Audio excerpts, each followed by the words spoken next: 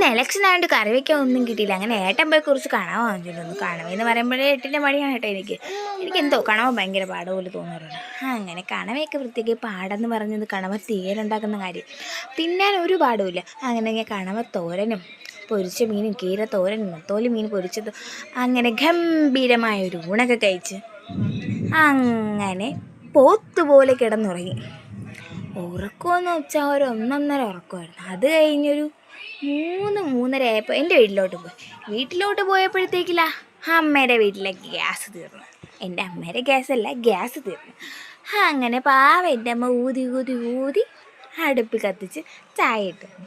ഒരുപാട് നാൾക്ക് ശേഷമുണ്ട് അടുപ്പിൽ വെച്ച് ചായ കുടിച്ചതാണ്. അതിനൊരു പ്രത്യേക ടേസ്റ്റ് തന്നെ, ഒരു ചെറിയ പുകയിലൊക്കെ. പിന്നെ അമ്മാമ്മയും മോളും കൂടെ കുറച്ച് നേരം കുശലം പറിച്ചിലും അപ്പോഴത്തേതാ ഒരാൾ മഴ, ഇടിയോട് കൂടിയ മഴ, നല്ല മഴയായിരുന്നു. ഈ മഴയത്ത് നന്നായിട്ട് പുതച്ചു മൂടി കിടക്കണമെന്ന ആഗ്രഹമുണ്ട്. പക്ഷേ എൻ്റെ പുത്രി സമ്മതിക്കാത്ത പക്ഷം പറ്റില്ലല്ലോ.